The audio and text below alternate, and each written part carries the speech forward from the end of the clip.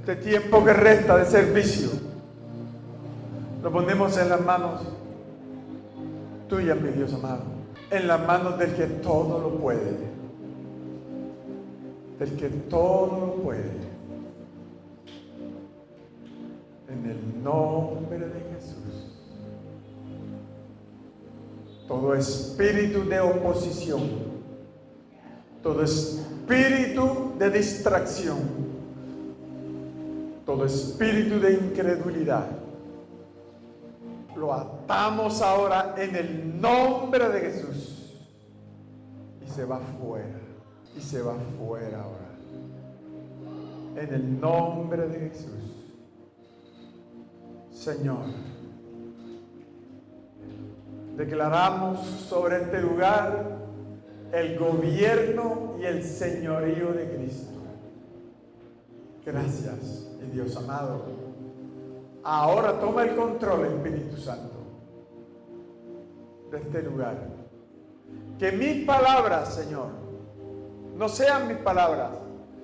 Que todo lo que aquí se vaya a proclamar, todo lo que aquí se vaya a decir ahora, Señor, sea bajo tu control y dominio.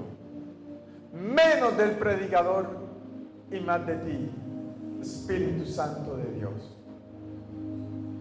Tú eres el Señor de esta casa. A ti sea la gloria y la honra en esta mañana. Gracias. Gracias, Señor. Aleluya. Gracias, mi Dios amado. ¿Cuántos trajeron la Biblia? Bueno, si la trajo, ábrala. Vamos al Nuevo Testamento. Segunda carta del apóstol Pedro. Segunda de Pedro, capítulo 3, versículo 14. Segunda de Pedro 3, 14. Antes de seguir adelante, le damos la bienvenida a todos los hermanos que nos ven por YouTube, que nos ven por Facebook Live. Dele me gusta, comparta este enlace, lo invitamos a que se una a nuestro canal de Amor y Santidad en YouTube y en Facebook. Dele el me gusta y comparta. Gracias a todos los hermanos que se encuentran aquí, que el Señor los bendiga poderosa, rica y abundantemente. Mis hermanos, yo considero que lo que voy a hablar en este momento no es una enseñanza, pero quiero que le ponga atención, porque no es una enseñanza, pero es un llamado de Dios a la santidad. Este capítulo 3 de la carta del apóstol Pedro es un capítulo eminentemente escatológico. Y en los versículos anteriores al versículo 14, que es el que vamos a leer, allí Pedro explica que el retraso de la venida de Cristo no es falta de cumplimiento, sino paciencia de Dios. ¿Para qué? Para que todos procedan al arrepentimiento, para que nadie se pierda. Ahora, Pedro escribe esta carta poco antes de su muerte, poco antes de su martirio. Esta carta es fechada aproximadamente entre el año 64 y el año 67 después de Cristo. Y su objetivo principal en ese momento y ahora todavía es alertar a los cristianos sobre los falsos maestros que se habían infiltrado en la iglesia. Estos maestros no solo enseñaban errores doctrinales, sino que promovían un estilo de vida corrupto, un estilo de vida libertino.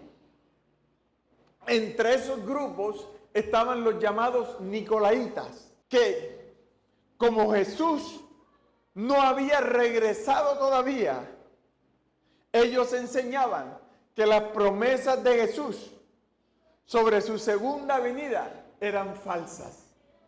Entonces el apóstol Pedro levanta esta carta en contra de todas esas enseñanzas. Y dice así la palabra de Dios en segunda de Pedro: por lo cual, oh amados, estando en espera de estas cosas. Mis hermanos, estamos en espera de esas cosas todavía. Estamos en espera de cosas que pronto van a ocurrir sobre esta humanidad. Dice, estando en espera de estas cosas, procurad con diligencia ser hallados por Él. ¿Por quién? Por el Señor. Sin mancha e irreprensibles y en paz. Amén. Damos las gracias a Dios por esta palabra. Su palabra lo declara que no regresa vacía, sino que ella cumple el propósito por el cual es enviada.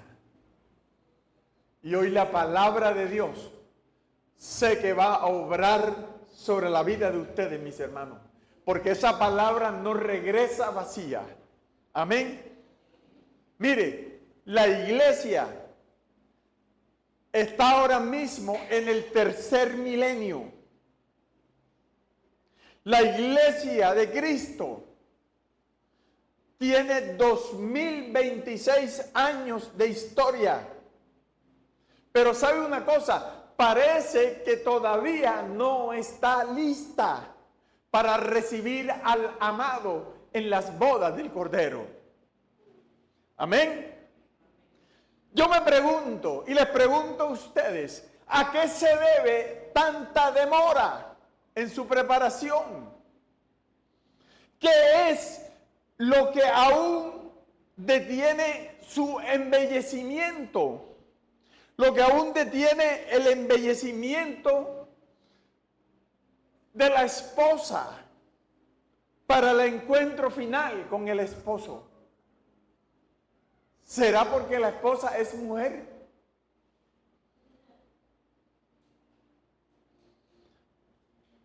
No sé cuántos varones hay aquí, pero les pregunto, ¿cuánto se demora su esposa en arreglarse para salir?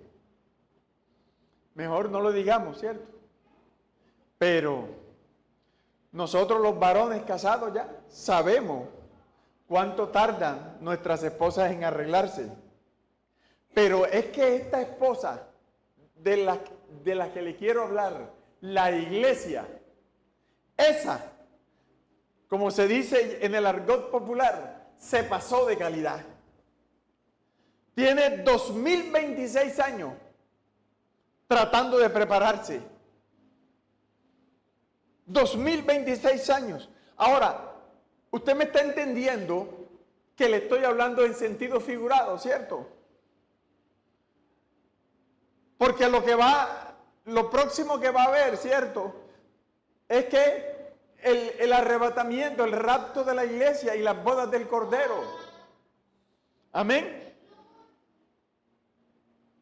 Entonces, ¿será que todavía estamos en pijama, en bata, en facha, desaliñados, sin bañarnos?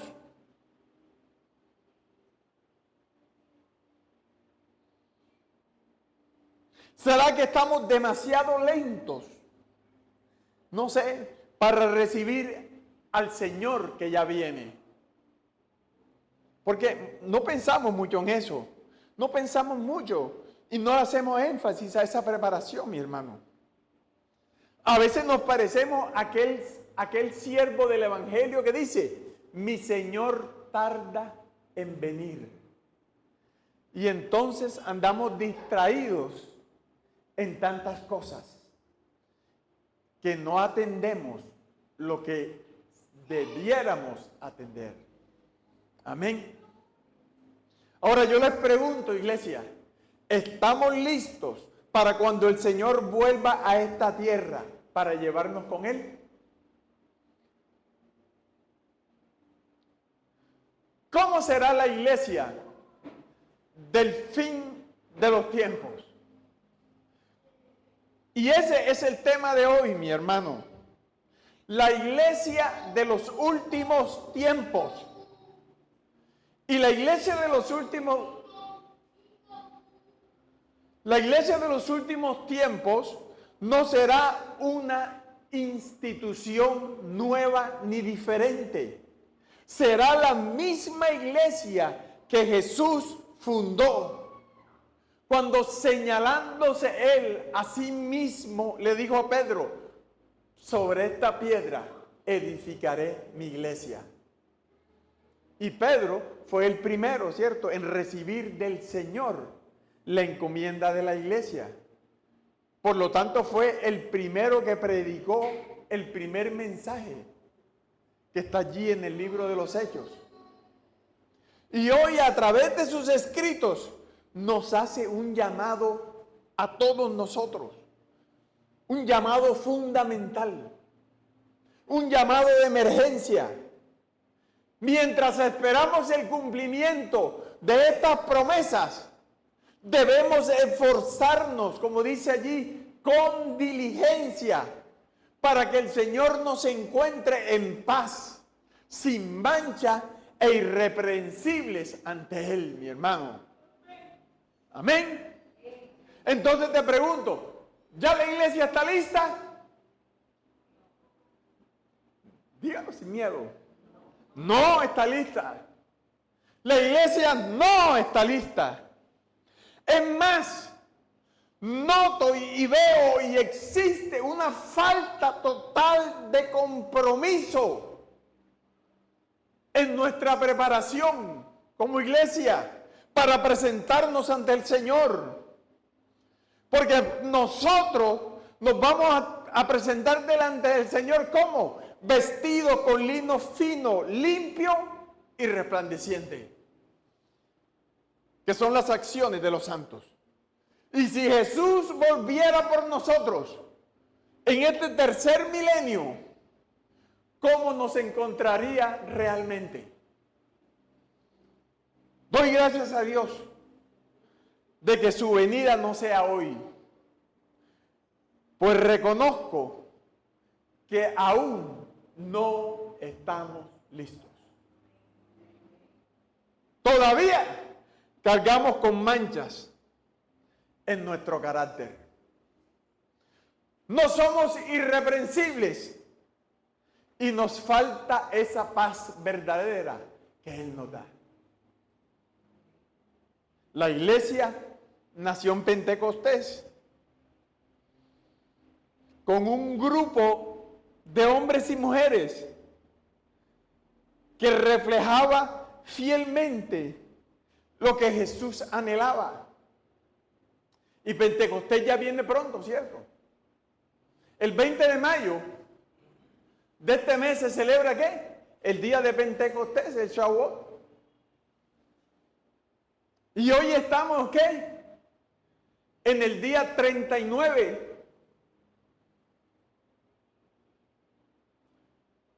Porque son ¿cuántos? 49 días hasta Pentecostés. Y el día 49 y el día 50 cayó el Espíritu Santo en el aposento alto. La cuenta del Omer va por el día 39.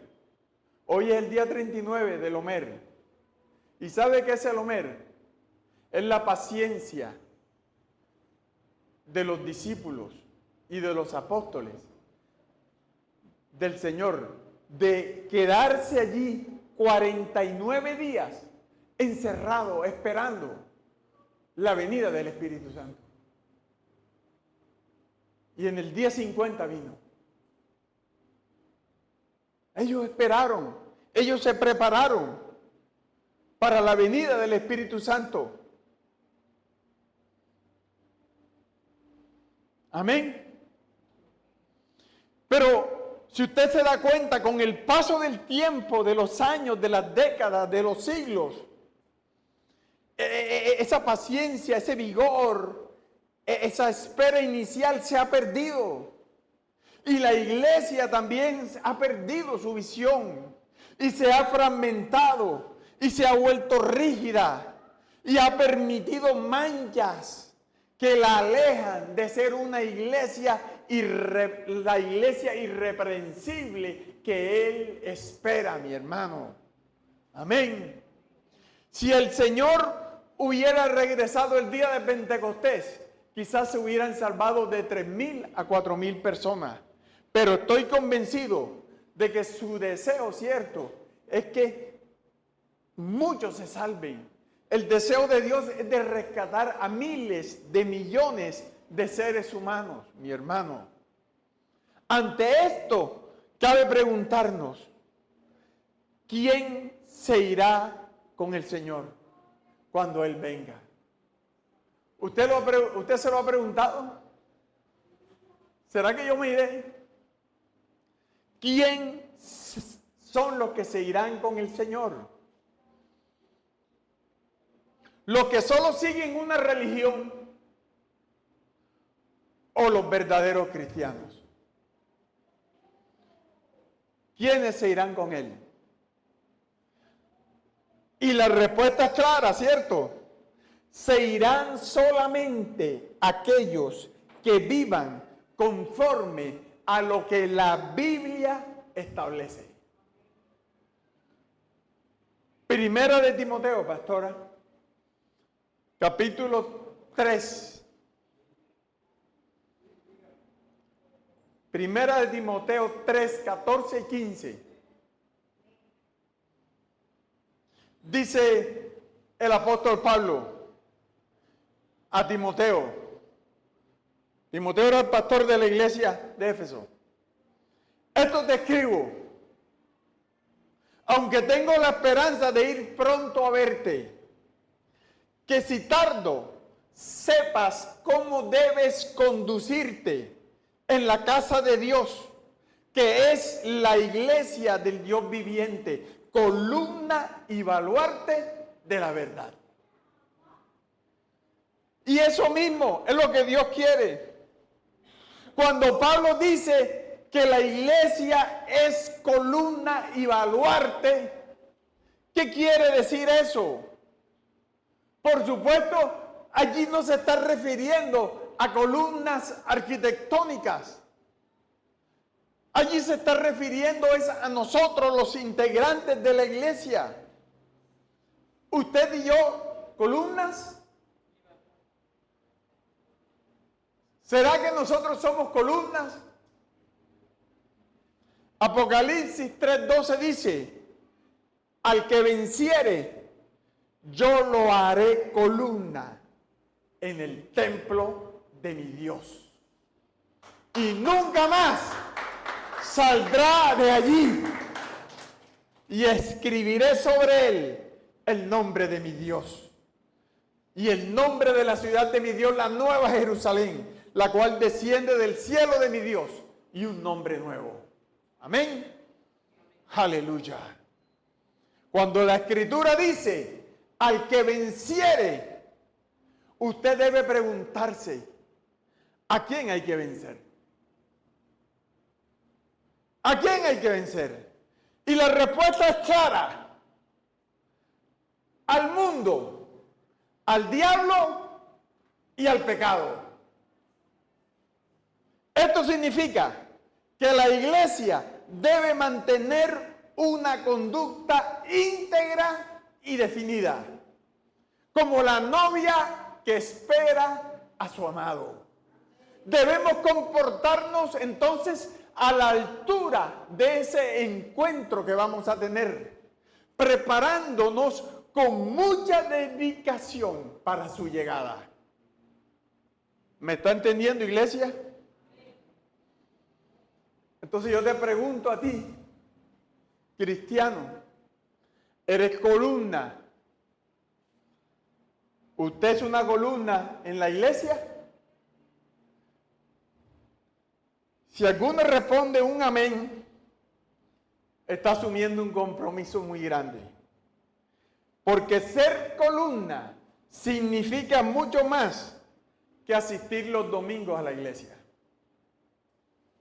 Significa que usted está en un proceso constante de discipulado, ya sea aprendiendo o enseñando, con el único fin de ser hallado por el Señor, sin mancha e irreprensible. Amén.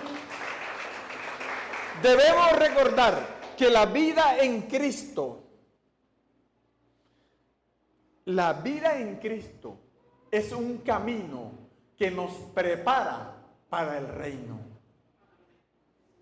Por eso tenemos que caminar esa vida. Y lamento profundamente por aquellos que intentan vivir su fe cristiana simplemente como una religión más o como una secta. Porque mi hermano, en la palabra de Dios, las demandas para la iglesia de los últimos tiempos, escúcheme esto, iglesia, las demandas de Dios para nosotros en nuestros últimos tiempos no son negociables, son estrictas. Colosenses capítulo 1, verso 21 y 22. Mira lo que dice la palabra de Dios. Y a vosotros también, que erais en otro tiempo extraños y enemigos en vuestra mente, haciendo malas obras, ahora os ha reconciliado en su cuerpo de carne por medio de la muerte, para presentaros santos y sin mancha e irreprensibles delante de Él. Amén. Entonces fíjense que hay dos características que vuelven a presentarse. Por eso les dije que son innegociables. Y es santo y sin mancha. Por eso les dije al principio, usted como cristiano, ¿qué aspira? No, pastor, yo aspiro a que Dios me bendiga. Eso es secundario. ¿Usted qué aspira como cristiano? ¿A que Dios lo bendiga, lo prospere? Eso es secundario. Eso son añadiduras. Usted lo que tiene que aspirar, iglesia, es a ser santo delante de Dios. Amén. Y usted sabe que ese santo no es que, ay, el Señor dijo, ay, ojalá a mis hijos se les ocurra ser santos. No. El Señor dio la orden. Sed santos porque yo soy santo. Entonces eso no es negociable, mi hermano. Es una orden. Además nos advierte algo también. Porque, ay, no, pastor, ya yo soy santo. Entonces, si ya eres santo, dice la palabra de Dios, aquel que ya es santo debe santificarse todavía más. O sea que la santidad es una virtud, digámoslo así, progresiva. No se acaba. Crece constantemente, mi hermano. Entonces, analicen esto. Qué difícil panorama para aquellas personas que viven sin Dios, sin ley, o para aquellos que se burlan de nuestra búsqueda de la santidad. Así es como Cristo desea encontrarnos, mis hermanos. Así es como Cristo desea encontrar a sus escogidos, apartados para Él. Porque santo significa ¿qué? Apartado para Él. El problema que hasta este momento, esa santidad aún no es plenamente visible en nosotros. Iglesia, y estas palabras que yo estoy predicando hoy son para eso, para que nos apresuremos. Nos apresuremos porque Cristo viene pronto, mi hermano. ¿No lo cree usted? Viene pronto. Entonces, ser santo. Segundo, dice ahí, sin mancha. ¿De dónde salen las manchas?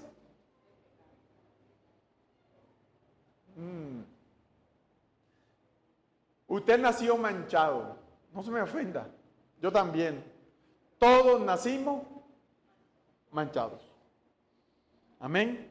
Y la Biblia lo dice. Deuteronomio capítulo 32, versos 5 y 6. Deuteronomio 32, 5 y 6. La corrupción no es suya. De sus hijos es la mancha. Generación torcida y perversa. Así pagáis a Jehová, pueblo loco e ignorante. ¿No es Él tu Padre que te creó, el que te hizo y te estableció? Amén. Miren, qué verdad tan profunda esta. Y qué retrato tan exacto de la humanidad hoy en día. Por no decir de usted y de mí. Es cierto que nacemos con pecado. Pero fíjese bien. Usted nació con pecado. Pero usted está llamado a morir sin pecado. Amén. Nuestra misión entonces en este camino es que limpiarnos de toda maldad. Ahora el problema es ¿con qué detergente nos limpiamos? Amén. Jeremías 2:22. Mire lo que dice el Señor en Jeremías 2:22. Aunque te laves con lejía y amontones jabón sobre ti, la mancha de tu pecado permanecerá aún delante de mí, dijo Jehová el Señor. Aleluya. Bueno, la lejía ya no se usa, ¿cierto? ¿Ah? Ahora ya se usa Vanish, no sé qué. Perclorato, todas esas cosas, pero mi hermano, para lavar nuestro pecado no sirve ningún detergente, ni el cloro, ni el perclorato, ni la lejía, ni el jabón, ni nada. Mire lo que dice Jeremías 13:23, porque mira cómo Dios le habla a su pueblo. Dice: mudará el etíope su piel y el leopardo sus manchas, porque los etíopes eran de piel oscura. Y el leopardo sus manchas, así también podréis vosotros hacer bien, estando habituados a hacer el mal.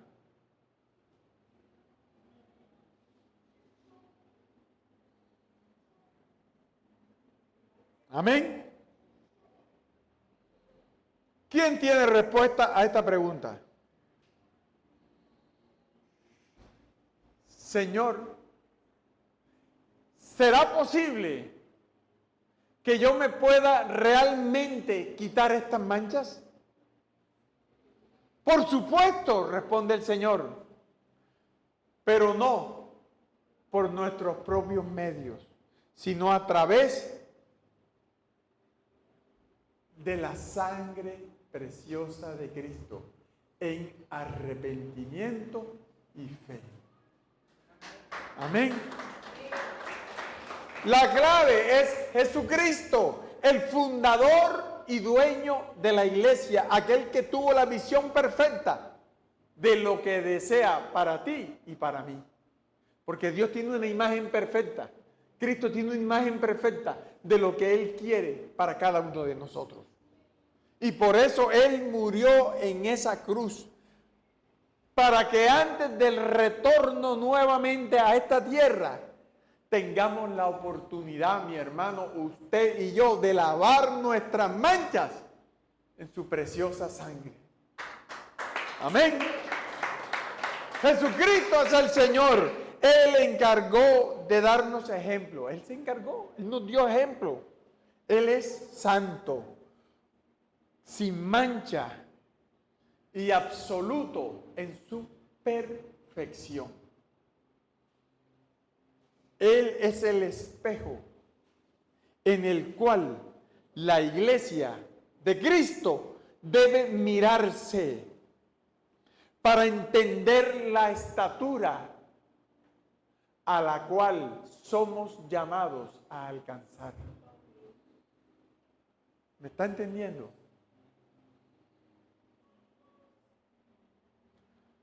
Hebreos capítulo 7, versos 26 al 28.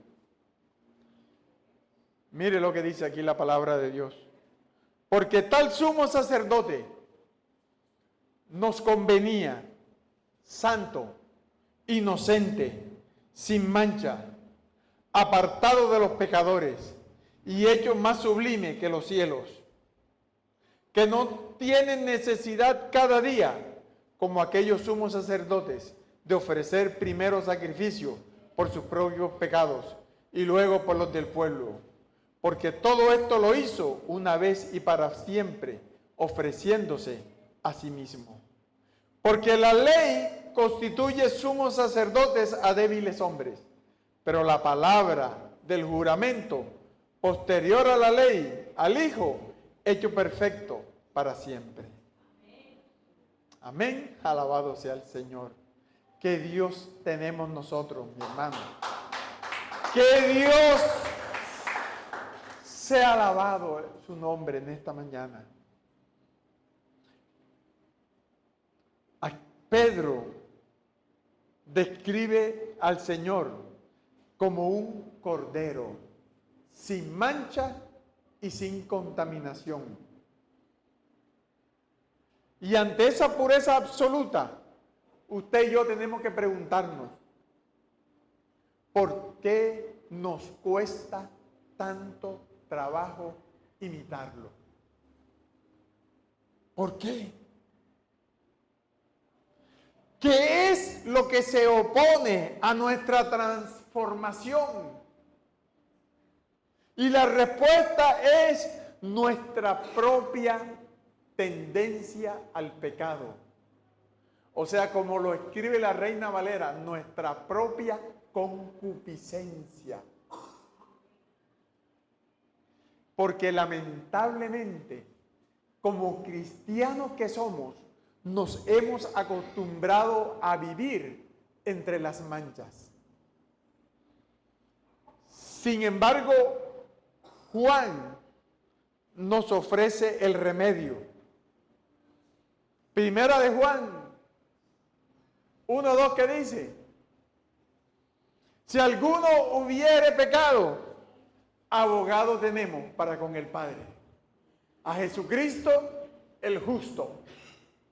Él es la propiciación por nuestros pecados, y no solo por los nuestros, sino por los de todo el mundo. Y en esta mañana, iglesia, debemos extender nuestras manos hacia ese abogado y echar fuera la iniquidad y tomar la decisión firme de no permitir que la injusticia siga habitando entre nosotros, mi hermano. Irreprensibles. ¿Sabe qué significa irreprensible? Significa vivir de tal manera que nada ni nadie pueda avergonzarnos, ni encontrar motivo para reprendernos. Se lo repito, irreprensible significa vivir de tal manera que nada ni nadie pueda avergonzarnos, ni encontrar motivo para reprendernos. Porque la palabra lo dice claramente, no seremos confundidos ni avergonzados, lo que en Él esperamos, su segunda venida.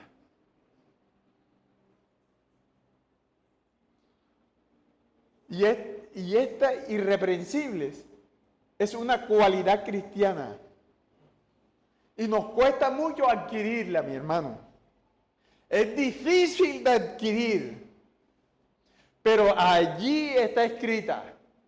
Y si allí está escrita es porque Dios sabe que usted y yo podemos alcanzar a ser irreprensibles. Y para comenzar a ser irreprensibles, tenemos que mantener eso constantemente presente en nuestra mente.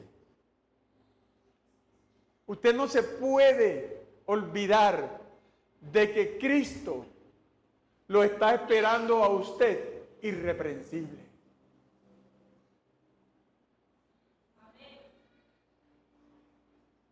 El apóstol Pablo es muy exigente en esto.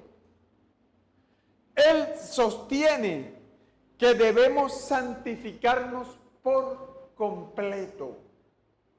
Oiga, integralmente, guardando todo nuestro ser, espíritu, alma y cuerpo, hasta la venida de nuestro Señor Jesucristo. Esa es primera de Tesalonicenses 5:23. Ahora, muchos dirán, ¿pero acaso existe gente irreprensible? Pastor, yo no conozco el primero que sea irreprensible. ¿Cómo que no? Por supuesto que sí. Aún en la Biblia, antes de que Cristo llegara y después de que Cristo viniera, había gente irreprensible. Pablo, Zacarías, Moisés, Elías, Eliseo, tantos. Y por encima de todos, Jesús. O sea que el ser irreprensibles no es algo inalcanzable. Está escrito ahí. Por lo tanto, usted tiene acceso. Lo que pasa es que usted no ha dispuesto su mente y su corazón para ser irreprensible.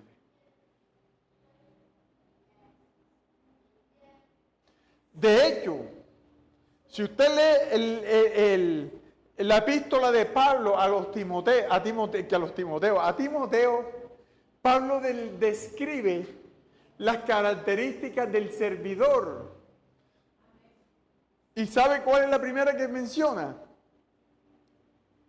Eso está en 1 Timoteo 3:2.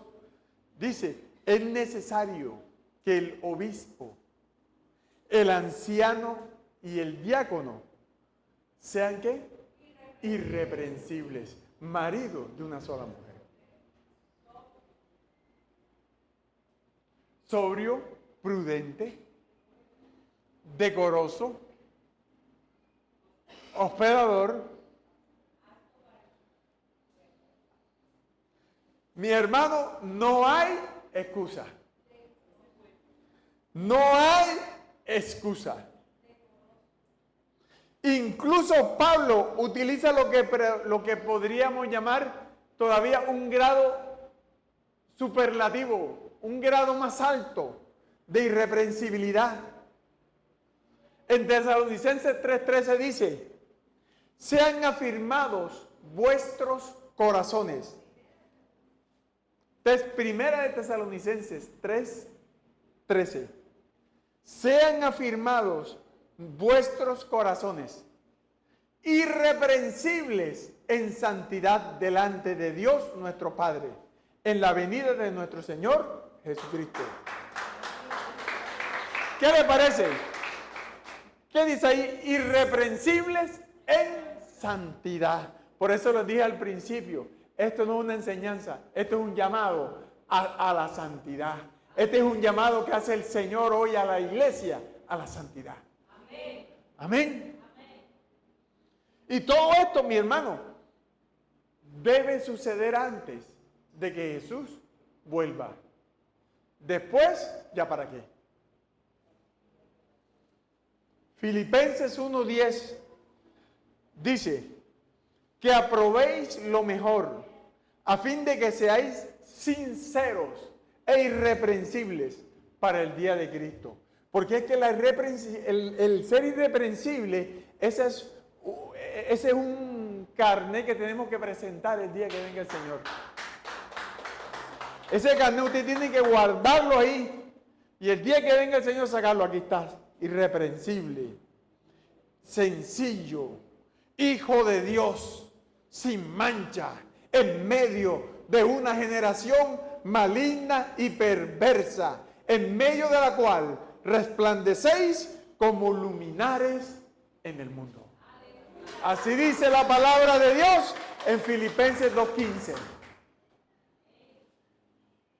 Ahora, la realidad de nosotros hoy. Vamos a ser realistas, vamos a ser honestos. ¿Cómo está la iglesia hoy? ¿Cómo está la iglesia hoy? Pues estamos en proceso. Todavía estamos manchados, estamos sucios, estamos arrugados, estamos descuidados. ¿Cierto? Estamos fragmentados en 1000 pedazos, unos por aquí, otros por allá. Aún no somos irreprensibles.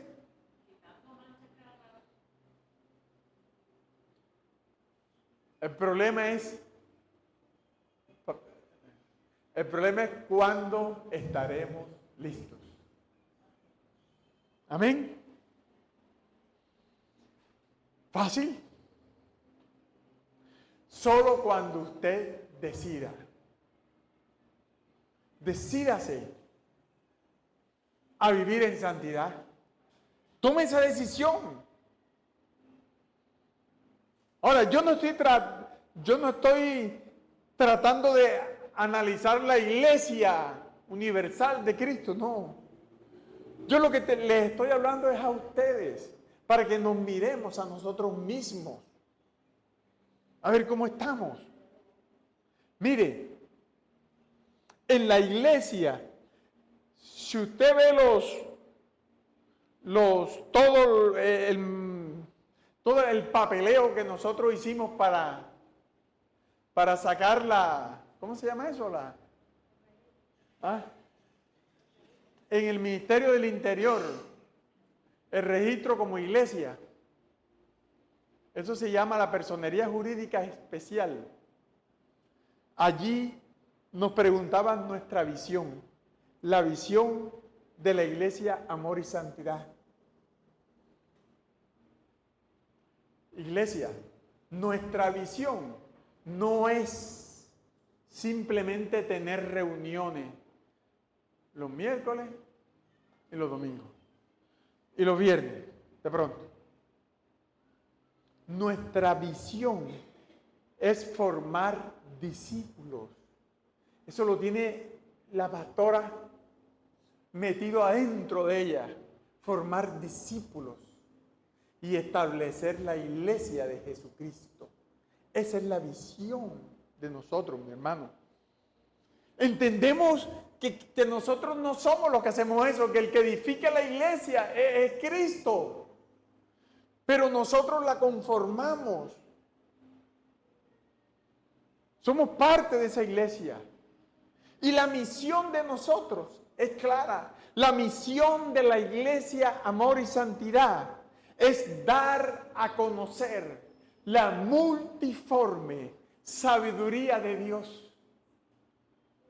Como dice Pablo en Colosenses, ¿cierto? La multiforme sabiduría de Dios en los lugares, a los principados y a las potestades en los lugares celestiales.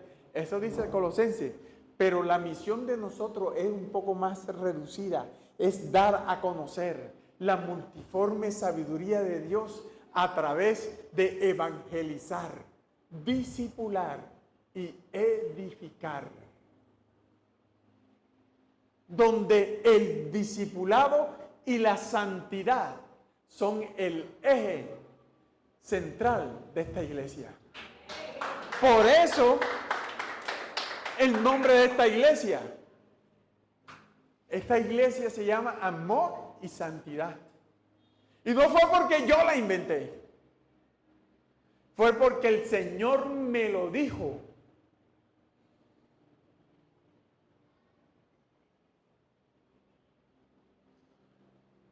Es más, mire, yo ni siquiera estaba pensando en tener iglesia. Es más, yo ni siquiera estaba aquí en Colombia, yo estaba en los Estados Unidos, en una ciudad que se llama Paterson, New Jersey. Y allí el Señor me habló y me dijo, la iglesia que van a tener ustedes se va a llamar Amor y Santidad.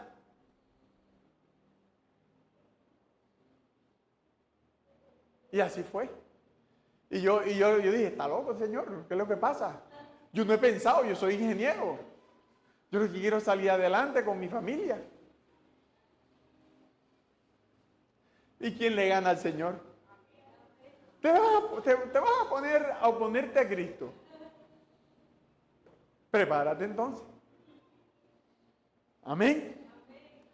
Evangelizar, discipular y edificar una iglesia, mi hermano, santa, sin mancha y sin arruga, irreprensible para el día del Señor. Amén. Póngase de pie, iglesia.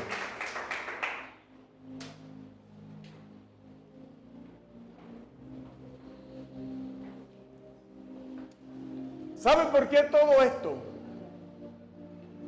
Para que usted piense en algo hoy. El pastor nos ha dicho tantas cosas que tenemos que ser irreprensibles, santos, limpios, sin mancha. Sí. Ahora la pregunta es, ¿cuánto te vas a demorar en eso? ¿Cuánto te vas a demorar? Y si el Señor viene antes de que seas santo e irreprensible. Porque si el Señor viene antes y no nos encuentra ni santo ni irreprensible, es como, ¿cierto? Es como la parábola de las 10 vírgenes. 5 se quedaron sin aceite. Y si el Señor no me halla santo e irreprensible, sin mancha, me encontró sin aceite y me quedó fuera. Amén.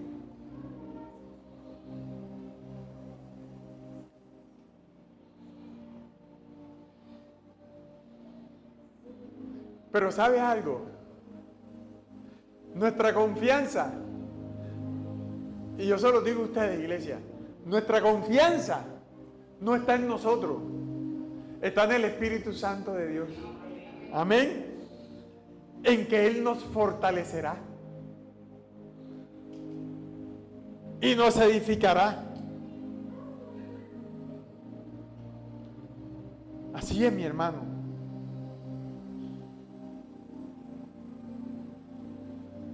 Usted tiene que ser consciente de eso.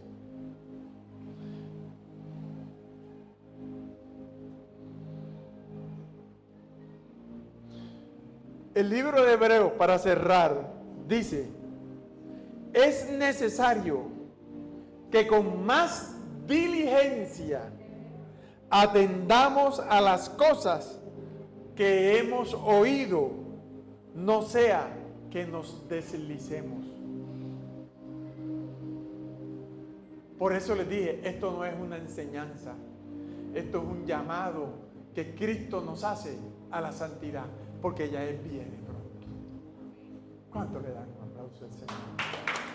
Gracias, Padre. Gracias, mi Dios amado. Aleluya. Gracias, Señor, por este tiempo. Gracias por cada uno de mis hermanos que están aquí hoy, Señor. Ellos no vinieron, Señor, aquí hoy porque quisieron.